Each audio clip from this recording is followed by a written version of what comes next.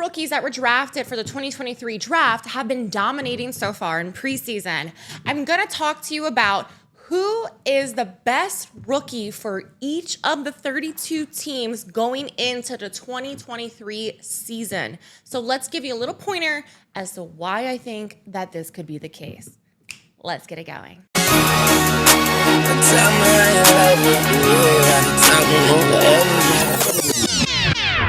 Hold on, wait a minute. Y'all thought I was finished? Welcome back to Football Barbie, where we talk about anything and everything football. So I'm going to give you my top draft rookie for each of the 32 teams and why. Starting with the AFC East, Buffalo Bills, Dalton Kincaid, tight end. He was drafted round 1, number 25 overall. He may be that player for the Bills who can have a legit impact on how deep they go in the postseason. Kincaid has great hands and also has the ability to get open as a route runner. He's going to be a threat to other teams. They're going to have to work hard to stop Kincaid. Let's see how him and Dawson Knox, current tight end, do together on the team. Then we have the Miami Dolphins coming in Devon Achane. I apologize for all the names that I say incorrectly. Running back. Round 3, number 84 overall. So Coach Mike McDaniel, who is a former 49ers offensive coordinator, is following the same strategy as the 49ers by adding a variety of skill position threats. Achane has electric breakaway speed as an outstanding runner who will be ready to share some ball carries with Waddle and Hill being the top wide receivers.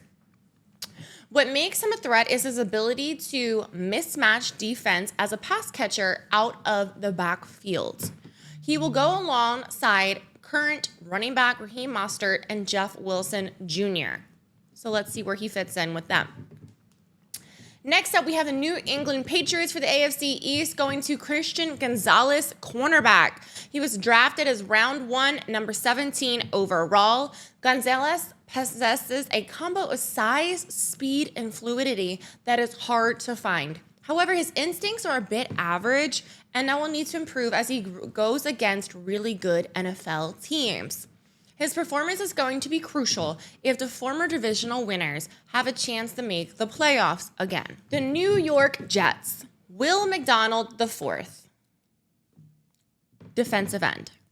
Round 1, number 15 overall. He is a long, bendy edge with a wicked spin move and an explosive speed to help collapse the pocket as a situational wave rusher for the head coach. He is currently looking like the best rookie so far for the Jets, and I'm really curious to see how he's going to do now that Aaron Rodgers, like I said, obviously is a quarterback. I think there's going to be a lot of hype around the Jets. You have Dalvin Cook on the team. How exciting is that? He did phenomenal for the Vikings last season, and now you have him with Cook. I think he's going to be a really good asset to that team. So let's switch it over to the NFC East, starting with the Dallas Cowboys at Mazi Smith, defensive tackle. Drafted in round 1, number 26 overall. The NFC East is known for running the ball, and they have to compete. The Cowboys need to compete in the NFC East and have somebody who can help here. The Cowboys realized that they needed to become more stout on a defensive interior, which is why they chose Smith in the first round. He is a 6'3", 337-pound, having a rare athletic ability for his size. Smith needs to step up and become a much better pocket pusher to stand a chance against the well-rounded offense of the Eagles. Then we do have the Philadelphia Eagles. Clearly, I think that he probably could have been really close and taken way earlier in the draft if he didn't have some legal issues, and that of defensive tackle Jalen Carter. Round 1, number 9th overall, picked by the Eagles. He clearly had issues off the field, which most likely said impacted his draft position, but he's still one of the most talented players in this entire year's rookie class. Carter can be nearly impossible to block when he cranks it up, but he needs to prove to the Eagles that he can stay focused and in shape. He needs to get rid of any drama that he has in his life. He may be able to be a game wrecker and help the Eagles back to the Super Bowl. Then we got the New York Giants. John Michael Schmitz, center, drafted round 2, number 57 overall. Both the Giants quarterback Daniel Jones and running back Saquon Barkley got a pay raise during the offseason. The Giants' offense is better when they can establish the run. There is a lot of riding on Schmitz's ability to upgrade the interior run blocking while also playing an intelligent brand of football against blitzing NFL fronts. So let's see what happens here. He's really going to have to pay attention, but I think he can really aid to the Giants. Then you have the Washington Commanders, or if they do change their name, whatever they're going to end up being. Emmanuel Forbes, cornerback, round 1, number 16th overall. The problem with Forbes is that he has a very slender frame. His body type needs to hold up in a run support and a coverage against big wideouts. He does have great instincts and ball skills on tape.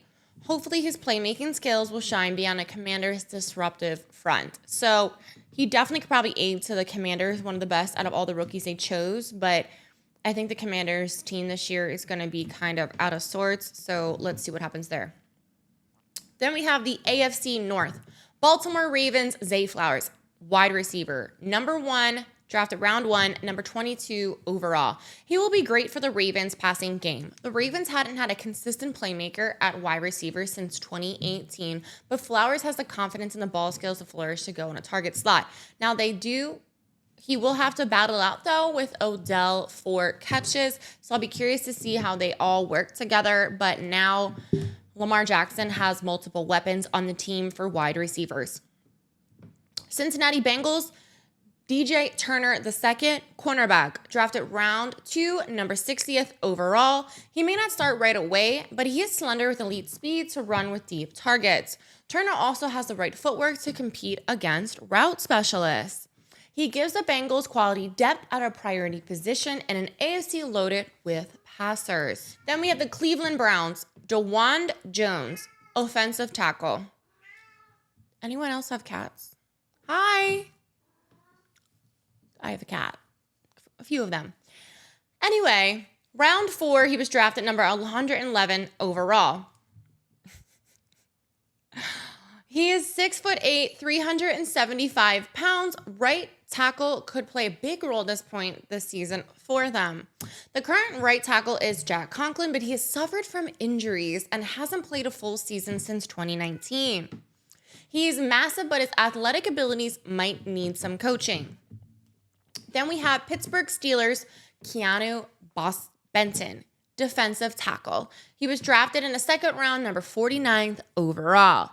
He does have to compete with Porter, cornerback, and Jones, offensive tackle, for playing time, but his true gapping power at the point of attack should give him an immediate opportunity to play a critical role in the D-line rotation. Now let's take it to the NFC North with the Chicago Bears, who selected Darnell Wright, offensive tackle, round 1, number 10th overall. One of the major factors for Chicago is the continuous growth of Justin Fields. We all know that Justin Fields needs to do better as a quarterback, and that's what they're putting their money on. Therefore, Wright plays at a right tackle. Wright's play at right tackle massively impacts whether or not the quarterback takes a big leap in year 3. So it's very important. Detroit Lions, Sam Laporta, tight end, drafted in the 2nd round, number 34th overall. This team doesn't seem to have a proven tight end, so Laporta has a good chance to make a big impact on Ben Johnson's offense. Laporta will need to prove that he can hold his own as a blocker and uncover as an NFL pass catcher. Green Bay Packers, Luke Musgrave, tight end.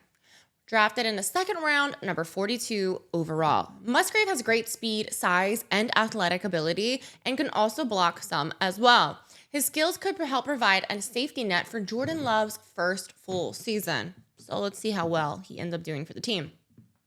Then we get the Minnesota Vikings drafting Jordan Addison, wide receiver, round 1, number 23rd overall. He will be able to assist in a threat of Justin Jefferson, who we know is like literally one of the best wide receivers in the league. That man puts up some numbers, so let's see what happens again. Can they repeat that season? Addison is a polished receiver, but does lack separation speed, so his ball skills and route running must shine to keep up with Kirk Cousins' offense. Then let's take it to the AFC South. We have the Houston Texans, who drafted Juice Scruggs, center, round 2, number 62nd overall. Now, Scruggs might be the most pivotal rookie following a season-ending knee injury to center Scott Quessenberry. He must prove that he can handle the physical and mental challenges that the pivot presents in order for Stroud, newly rookie quarterback, to get the offense on track. Indianapolis Colts, who has been selected as the new quarterback, Anthony Richardson. They have chosen him now to play their quarterback position, who was selected round 1, number 4th overall. He is a physical sensation, but there is no denying his inexperience and obvious need for growth as a passer and game manager.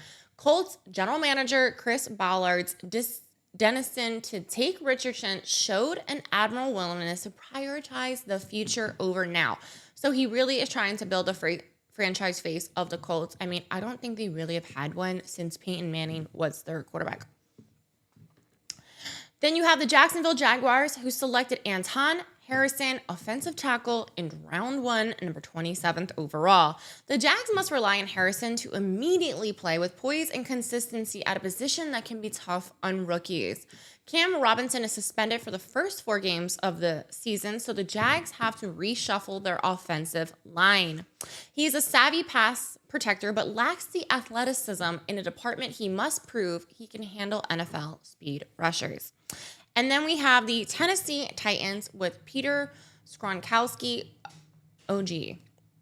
Drafted round 1, number 11th overall. He was one of the safest and most game-ready offensive linemen in the 2023 draft. He has a run-blocking talent to keep the train moving on the ground. Peter will need to prove he can handle bull rushes from the former NFL interior lineman. Okay, then let's take it to the NFC South with the Atlanta Falcons, who probably selected one of the best running backs in the entire draft at Bijan Robinson.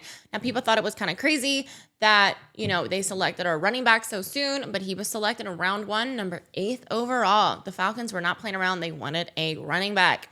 So many teams, like I said, are not trying to draft a running back in the first round, but the Falcons did that within the first 10 spots. That just makes it interesting.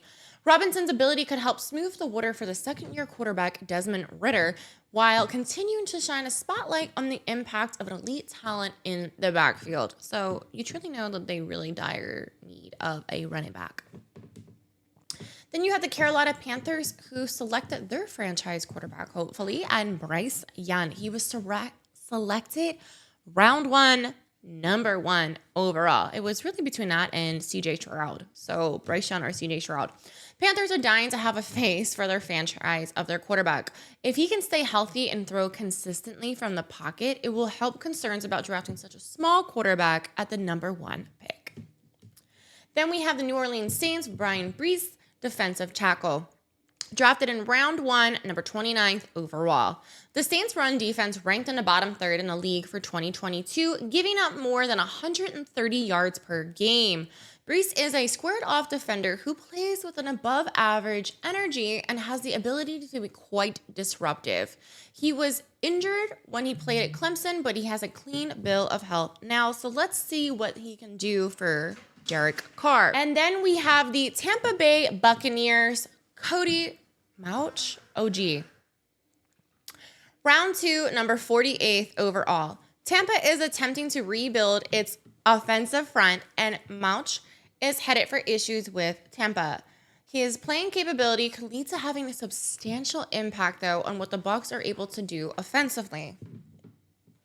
Then let's talk about the West Division, starting with the AFC West and the Denver Broncos, selecting Marvin Mims Jr., wide receiver, in the 2nd round, number 63rd overall. Mims could be a key addition on the field for Wilson, especially with the help of Sean Payton, because clearly we know if Sean Payton can do it, I don't think anybody's going to be able to help. He was beaten up some on his offseason, but this rookie wideout has excellent vertical speed from the slot. If Mims can slide along and comfy against Judy and Sutton, Wilson will have plenty of weapons at his disposal. So hopefully he can be a really good wide receiver for Wilson to add to everybody else. Then we got Kansas City Chiefs. I'm really sorry for this name. Felix Anduke Usoma, tight end. Round 1, number 31 overall. Rookie edge rusher could impress in early action given the 6-game suspension for Charles Omendehu. So since he's suspended, the player on the Chiefs, then it gives this new rookie tight end a chance to hopefully step in. Then we have Las Vegas Raiders, who selected Michael Mayer, tight end, round 2, number 35th overall. Mayer is a plus blocker who can help soften the edges in the run game. He is a big, reliable target for the Raiders' 2 tight end sets. And then we got the Los Angeles Chargers, Quentin Johnston, wide receiver in round 1, number 21st overall. The Los Angeles Chargers need the firepower to keep up with the defending champs, Kansas City. Johnson is a big target who can get vertical or stack yards after a short reception. He will have to prove he can consistently catch the football. Then you have the NFC West with the Arizona Cardinals. Paris Johnson Jr. selected, offensive tackle, round 1, number 6 overall. He's a solid rookie season from the tackle, could go on a long way towards helping to define the next phase for the Cardinals football, because I kind of think that they're really still in a rebuilding phase right now. He may not be able to change the future for the Cardinals this season, but he sure can definitely help. Then we got the Los Angeles Rams selecting Steve Avila, OG. Round 2, number 36 overall. The Rams are hoping for a better play up front, and Avila is definitely an upgrade to that group. If Avila can move bodies and open holes for the Rams running back, they have a better shot. It does also help that Stafford is returning as well. So let's just see what he is able to do for the Rams. Then you have San Francisco, who for the 49ers selected Jake Moody, kicker, round 3, number 99th overall. And the reason it's important is because their current kicker, Robbie Gould, is consistent, but he's definitely getting up there in age. So it's a good time that they grab a new kicker. He did miss, though, his 40 and 58th yarder in the preseason debut. He will need to prove that he has the mental toughness to kick for a team who is so dominant. So let's just see if he can turn that around and get his together by the time the season actually starts. And then we got the Seattle Seahawks, Jackson Smith-Njigba, wide receiver, round 1, number 20th overall. So Smith could really help to cement Metcalf and lock it into a well-tailored roles, while Geno Smith yet has then another weapon. In order for the Seahawks to unlock another playoff spot, they need to unlock an explosive defense. So let's see what happens, and I hope you guys think. Let me know down below who you think your favorite rookie is going to be. Do you agree with my list for all 32 teams? Please like, subscribe, comment, share. I love you all so much. Ta-ta for now.